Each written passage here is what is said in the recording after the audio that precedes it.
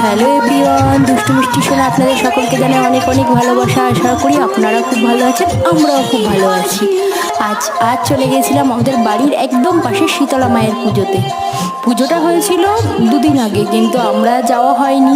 আজকে ওর বাবার দোলের ছুটি ছিল, তাই সবাই মিলে একসাথে চলে গেছিলাম শীতলা মায়ের পুজো দেখতে এবং তার মেলাটা দেখতে।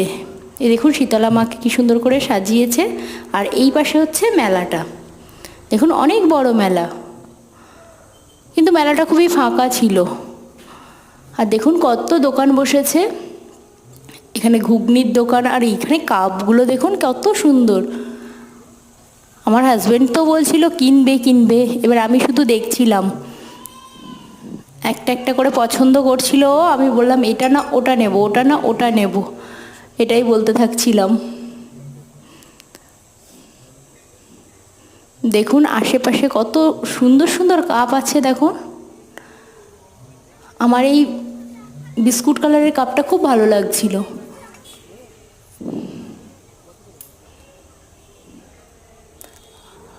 আর এদিকে দেখুন ব্যাগগুলো দেখুন কত সুন্দর। অনেক দোকান ছিল, অনেক।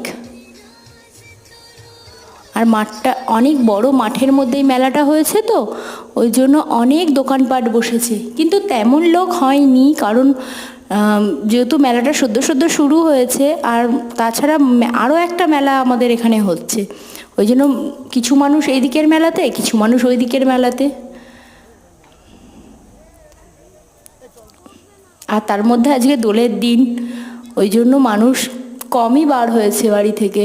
দোল খেলে আগে ক্লান্ত হয়ে পড়েছে। আর দেখুন না কত সুন্দর সুন্দর জিনিসগুলো।